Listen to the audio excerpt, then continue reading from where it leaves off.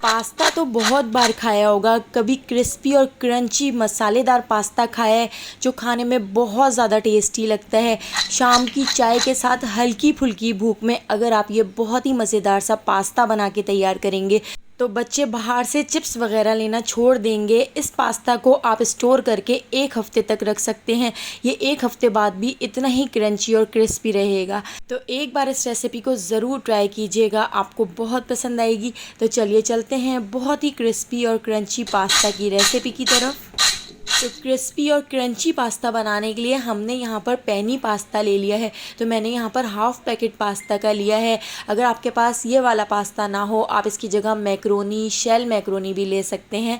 तो पास्ता को अभी हमने बॉईल करना है।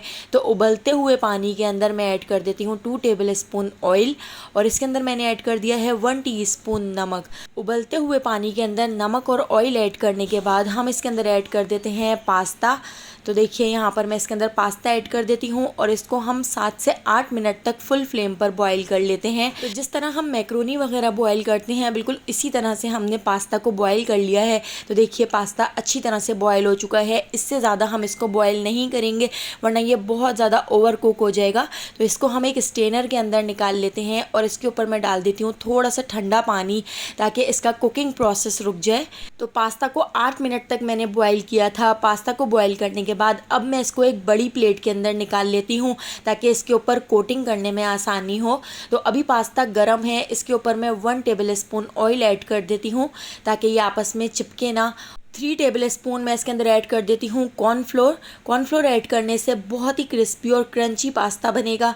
तो 3 टेबल स्पून कॉर्नफ्लोर ऐड करने के बाद 2 टेबल स्पून मैं इसके अंदर मैदा भी ऐड कर देती हूँ। उससे भी हमारा जो पास्ता है वो बहुत ही ज़बरदस्त सा बनेगा। तो ये दोनों चीज़ें ऐड करके हम इसको बहुत अच्छी तरह से मिक्स कर लेंगे ताकि सारे पास्ता के ऊपर अच्छी तरह से कॉर्नफ्लोर और मैदे की कोटिंग हो सके। तो गरम गरम पास्ता के ऊपर ही आपने मैदे और कॉर्नफ्लोर की कोटिंग करनी है ताकि मैदा और कॉर्नफ्लोर अच्छी तरह से इसके ऊपर चिपक जाए। तो देखिए इस तरह से हमने इसके ऊपर अच्छी तरह से कोटिंग करके रख ली है। अब हम इसके लिए एक मसाला बना के तैयार कर लेते हैं। अब हमने यहाँ पर एक मिक्सर ग्राइंडर ले लिया है। इसके अंदर 1 टीस्पून साबित काली मिर्च, हाफ़ टीस्पून नमक, 1 टीस्पून मैं इसके अंदर ऐड कर देती हूँ पिसी हुई लाल मिर्चें, 1 टीस्पून मैंने इसके अंदर ऐड कर दिया है चाट मसाला, और 1 टीस्पून ही हम इसके अंदर ऐड कर देंगे आमचूर पाउडर या खटाई पाउडर। और इसके साथ ही 1 टीस्पून मैं इसके अंदर चीनी ऐड कर रही हूँ। 3 टीस्पून हम इसके अंदर ऐड कर देते हैं कसूरी मेथी। तो इन सारी चीज़ों को मिक्सर ग्राइंडर के अंदर पीस लेते हैं, बारीक पाउडर बना लेते हैं। ये चटपटा सा खट्टा मीठा सा मसाला बहुत ही ज़्यादा टेस्टी बनता है, और जब आप इसको पास्ता के ऊपर डालकर इसकी कोटिंग करेंगे तो बहुत ही टेस्टी बनेगा। तो देखिए यहाँ पे हमारा मसाला तैयार हो चुका है। इसको हम साइड पे रख देते हैं। अब हमने जो पास्ता बॉयल किए थे उसको हम फ्राई कर लेते हैं। तो यहाँ पर एक फ्राई पैन के अंदर मैंने ऑयल को गर्म कर लिया था। तो 3 राउंड में मैं इन पास्ता को बॉईल कर लूँगी। अभी हमने इस तरह से 1 राउंड ऐड कर दिया है और इसको इस तरह से मीडियम फ्लेम पर चमचा चलाते हुए हम फ्राई कर लेते हैं। इसको हम इतना फ्राई कर लेंगे कि इसके ऊपर अच्छा सा गोल्डन सा कलर आ जाए। तो देखिए कितना अच्छा सा गोल्डन सा कलर आ चुका है। इससे ज़्यादा फ्राई नहीं करेंगे क्योंकि बाद में रखने के बाद भी इसके ऊपर और कलर चढ़ जाता है। तो देखिए इस तरह से हम इसको निकाल लेते हैं। हम एक स्ट्रेनर के अंदर रख लेते हैं और इसको अच्छी तरह से झाड़ लेते हैं ताकि इसके अंदर जितना भी एक्स्ट्रा ऑयल हो वो रिलीज़ हो जाए। सारे ऑयल को इस तरह से निकाल लेते हैं। तो 1 राउंड मैंने यहाँ पर फ्राई कर लिया है। अब दूसरे राउंड को भी इसी तरह से हम ऑयल के अंदर डालकर मीडियम फ्लेम पर हम अच्छा सा गोल्डन सा कलर आने तक इसको फ्राई कर लेते हैं।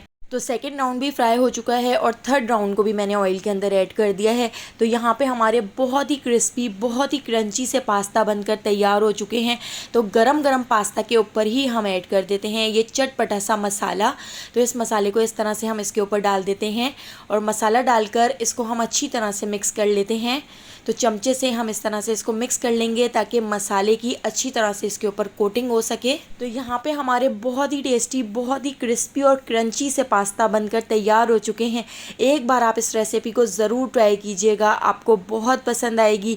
रेसिपी पसंद आई हो तो लाइक, शेयर और सब्सक्राइब करना बिल्कुल भी मत भूलिएगा, और बेल आइकॉन के नोटिफिकेशन को ज़रूर ऑन कीजिएगा क्योंकि डेली मैं आपके लिए बहुत ही मज़ेदार सी रेसिपीज़ लेकर आती हूँ। तो उन सारी रेसिपीज़ का नोटिफिकेशन आपको फ़ौरन मिल सकेगा और आप मेरी सारी वीडियोज़ वॉच कर सकेंगे। तो आने वाली वीडियो तक मुझे दीजिए इजाज़त। अल्लाह हाफ़िज़।